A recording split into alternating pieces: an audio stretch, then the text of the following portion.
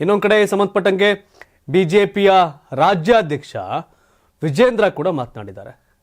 ಏನಂತ, ಸಿಎಂ ಪತ್ನಿಯಾಗಿ ಬೈರತಿ ಸುರೇಶ್ ಇಡಿಯಿಂದ ತಪ್ಪಿಸಿಕೊಳ್ಳೋಕ್ಕೆ ಸಾಧ್ಯ ಇಲ್ಲ ಅಂತ ಹೇಳ್ತಾವ್ರೆ. ಹೌದು, ಮೈಸೂರು ನಗರಾಭಿವೃದ್ಧಿ ಪ್ರಾಧಿಕಾರ ಅಂದರೆ ಮೂಡಾ ನಿವೇಶನ ಹಂಚಿಕೆ ಹಗರಣಕ್ಕೆ ಸಂಬಂಧಪಟ್ಟಂತೆ ಮುಖ್ಯಮಂತ್ರಿ ಸಿದ್ದರಾಮಯ್ಯ ಅವರ ಪತ್ನಿ ಪಾರ್ವತಿ ಮತ್ತು ನಗರಾಭಿವೃದ್ಧಿ ಸಚಿವ ಬೈರತಿ ಸುರೇಶ್ ಅವರು ಇಡಿಯಿಂದ ತಪ್ಪಿಸಿಕೊಳ್ಳಲು ಸಾಧ್ಯವಿಲ್ಲ ಅಂತ ಬಿಜೆಪಿ ಸೋಮವಾರ ಹೇಳಿದೆ. ಮಂಗಳವಾರ ತನಿಖಾಧಿಕಾರಿ ಮುಂದೆ ವಿಚಾರಣೆಗೆ ಹಾಜರಾಗುವಂತೆ ಪಾರ್ವತಿ ಹಾಗೂ ಬೈರತಿ ಸುರೇಶ್ ಅವರಿಗೆ ಇಡಿ ನೋಟಿಸ್ ನೀಡಿದೆ. ಆದರೆ ಇದಕ್ಕೆ ತಡೆ ಕೊಟ್ಟಿದೆ. ಪ್ರಕರಣದಲ್ಲಿ ಸಿದ್ದರಾಮಯ್ಯ ಅವರ ಪತ್ನಿ ಪಾರ್ವತಿ ಅವರ ಸೋದರ ಮಾವ ಸೋದರ ಮಲ್ಲಿಕಾರ್ಜುನ ಸ್ವಾಮಿ ಮತ್ತಿತರ ಆರೋಪಿಗಳಾಗಿದ್ದಾರೆ. ಮೈಸೂರಿನ ಕೆಸರೆ ಗ್ರಾಮದಲ್ಲಿ ಸ್ವಾಧೀನಪಡಿಸಿಕೊಂಡ ಪಾರ್ವತಿ ಅವರ 3 ಎಕರೆ 16 ಗುಂಟೆ ಭೂಮಿಗೆ ಬದಲಾಗಿ ಮೈಸೂರು ನಗರಾಭಿವೃದ್ಧಿ ಪ್ರಾಧಿಕಾರದಿಂದ ಮೈಸೂರಿನ ಹೃದಯ ಭಾಗದಲ್ಲಿನ 14 ನಿವೇಶನಗಳನ್ನು ಪಡೆದ ಆರೋಪವಿದೆ.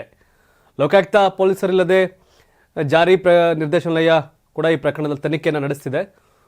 ಈ ಬಗ್ಗೆ ವಿಜೇಂದ್ರ ಮಾತನಾಡ್ತಾ ಹೇಳ್ತಾರೆ, ಸಿಎಂ ಪತ್ನಿ ಮತ್ತು ಬೈರತಿ ಸುರೇಶ್ ಯಾವುದೇ ಕಾರಣಕ್ಕೂ ತಪ್ಪಿಸ್ಕೊಳ್ಳೋಕ್ಕೆ ಸಾಧ್ಯ ಇಲ್ಲ ಅನ್ನೋದು ಅವ್ರ ಮಾತು.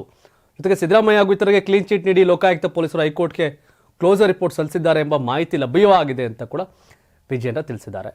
ಪ್ರಕರಣ ರಾಜಕೀಯ ಪ್ರೇರಿತ ಎಂಬ ಉಪಮುಖ್ಯಮಂತ್ರಿ ಡಿ ಕೆ ಶಿವಕುಮಾರ್ ಅವರ ಹೇಳಿಕೆಯನ್ನು ನಾನು ಗಮನಿಸಿದ್ದೇನೆ. ಆದರೆ ಆಗ ಹೇಳುವಾಗ ಶಿವಕುಮಾರ್ ಮುಖದಲ್ಲಿ ಮಂದಹಾಸ ಎದ್ದು ಕಾಣ್ತಾ ಇದ್ದು. ವಿಷಯ ಏನೇ ಆಗಿರ್ಬೋದು, ಆದರೆ ಪ್ರಕರಣವನ್ನು ಮುಚ್ಚಿ ಹಾಕುವ ಪ್ರಯತ್ನದಲ್ಲಿದ್ದ ಮುಖ್ಯಮಂತ್ರಿ ಸಿದ್ದರಾಮಯ್ಯ ಅವರಿಗೆ ಇದು ಭಾರಿ ಹಿನ್ನಡೆ ಅನ್ನೋದು ವಿಜೇಂದ್ರ ಅವ್ರ ಹೇಳಿಕೆ. ಇನ್ನು ಪಾರ್ವತಿ ಅವರು ನಿವೇಶನಗಳನ್ನ ವಾಪಸ್ ಕೊಟ್ಟಿದ್ದಾರೆ. ಆಯುಕ್ತರಿಗೆ ಪತ್ರ ಬರೆದ ನಂತರ ಮುಖ್ಯಮಂತ್ರಿ ಮೂಡಾ ಹಗರಣದಿಂದ ಹೊರಬರ್ತೇನೆ ಅಂತ ಅನ್ಕೊಂಡಿದ್ರು. ಆದರೆ ಇಡೀ ನೋಟಿಸ್ ಕೊಟ್ಟಿರೋದು ಅವ್ರಿಗೆ ನೋವಾಗಿದೆ ಅಂತ ಹೇಳಿದ್ರು. ಅದಾದ್ಮೇಲೆ ಅದಕ್ಕೆ ಸ್ಟೇ ಸಿಕ್ಕಿದೆ. ಯಾಕೆಂದರೆ ವಿಜೇಂದ್ರ ಅವರು ಕೂಡ ಅವ್ರ ತಂದೆ ಪ್ರಕರಣಗಳ ಭಾಳಷ್ಟು ಹತ್ರದಿಂದ ನೋಡಿದ್ದಾರೆ. ಹಾಗಾಗಿ ಯಾವ ಪ್ರಕರಣ ಯಾವ ಹಂತಕ್ಕೆ ಹೋಗುತ್ತೆ ಅಂತ ಗೊತ್ತು ಅವ್ರಿಗೆ, ವಿಜೇಂದ್ರ ಅವ್ರಿಗೆ. ಹಾಗಾಗಿ ಹೇಳ್ತಾರೆ. ಇನ್ನು ಡಿ ಕೆ ಶಿವಕುಮಾರ್ ಯಾವ ರೀತಿ ರಿಯಾಕ್ಟ್ ಮಾಡೋರು ನೋಡಿದ್ರಲ್ಲ, ಭಾಳ ಖುಷಿಯಿಂದಿತ್ತು, ಅವ್ರ ಮುಖದಲ್ಲಿ ಖುಷಿ ಕಾಣ್ತಾ ಇತ್ತು ಅಂತ. ಸಹಜವಾಗಿ ಈ ಒಂದು ಪ್ರಕರಣ ಸಿದ್ದರಾಮಯ್ಯ ವಿರೋಧಿಗಳಿಗೆ ಖುಷಿಯನ್ನು ಕೊಡಬಹುದು. ಒಂದು ವಿಷಯ ಆಗುತ್ತಿರಲಿ, ಎಲ್ಲರೂ ಕೇವಲ 14 ಸೈಟು ಅಂತ ಮಾತನಾಡ್ತಿದ್ರು ಕೂಡ. ಅವ್ರದ್ದು ಅವತ್ತು ಅವ್ರು ಹೇಳಿದ್ರು, ನಮ್ದು 62 ಕೋಟಿ ಮೌಲ್ಯದು ಬಿಡಕ್ಕಾಗತ್ತಾ ಹಂಗೆ ಅಂತ ಹೇಳಿದ್ರು. ಆದರೆ ಸಿದ್ದರಾಮಯ್ಯನವ್ರಿಗಿಂತ ಅತಿ ಹೆಚ್ಚು ಭ್ರಷ್ಟಾಚಾರ ಮಾಡಿದವರು ಒಳ್ಳೊಳ್ಳೆ ಪೋಸ್ಟಲ್ಲಿ ಕೂತಿದ್ದಾರೆ. ವಿಜೇಂದ್ರ ಅವ್ರ ತಂದೆ ಯಡಿಯೂರಪ್ಪನವರು ಕೂಡ ಕೋರ್ಟ್ಗೆ ಹೋಗಿ ಜೈಲಿಗೆ ಹೋಗಿ ಬಂದವರೇ. ಇನ್ನು ಡಿ ಕೆ ಶಿವಕುಮಾರ್ ಅವ್ರ ಬಗ್ಗೆ ಮಾತನಾಡ್ತಾರೆ, ವಿಜೇಂದ್ರ ನಗ್ನಗ್ತಾ ಇದ್ರು ಅಂತ. ಇರ್ಬೋದೇನೋ, ಅದೇನು ಮಾಡೋಕ್ಕಾಗತ್ತೆ, ಇನ್ನು ಕೋರ್ಟ್ನೇನು ಬ್ರೇಕ್ ಹಾಕೋಕ್ಕಾಗತ್ತೇನೋ ಡಿ ಕೆ ಶಿವಕುಮಾರ್. ಆದರೆ ಕಂಪೇರ್ ಟು ಇತರ ಲೂಟಿಕೋರ ಭ್ರಷ್ಟ ರಾಜಕಾರಣಿಗಳಿಗಿಂತ ಸಿದ್ದರಾಮಯ್ಯ ಏನು ಹೋಲಿಸಲ್ಲ. ಸಿದ್ದರಾಮಯ್ಯ ಏನು ಲೂಟಿಕೋರ ಅಲ್ಲ, ಸಿದ್ದರಾಮಯ್ಯ ಏನು ಅತಿಭ್ರಷ್ಟ ಅಲ್ಲ ಅನ್ನೋದು ಜನಸಾಮಾನ್ಯರಿಗೆ ಅನ್ಸುತ್ತೆ. 1000 ಕೋಟಿ 100 ಕೋಟಿ ನುಂಗ್ದವರೆಲ್ಲ ಕಾಲರ್ ಎತ್ಕೊಂಡು ಹೋಗ್ತಿರ್ಬೇಕಾದ್ರೆ ಸಿದ್ದರಾಮಯ್ಯನವ್ರ ಪಾಪ ಇದ್ಯಾವುದೋ 14 ಸೆಟ್ಟಲ್ಲಿ ತಗ್ಲಾಕ್ಬಿಡ್ತಾವ್ರಲ್ಲಪ್ಪ ಅಂತ. ತಪ್ಪೇ. ಅಡಕೆಗೆ ಹೋದ ಮಾನ ಆನೆ ಕೊಟ್ಟರು ಸಿಗಲ್ಲ. ಅಡಕೆ ಕದ್ದಾಗ ಹೋದಂಥ ಮಾನ ಆನೆ ಕೊಟ್ಟರು ಸಿಗಲ್ಲ.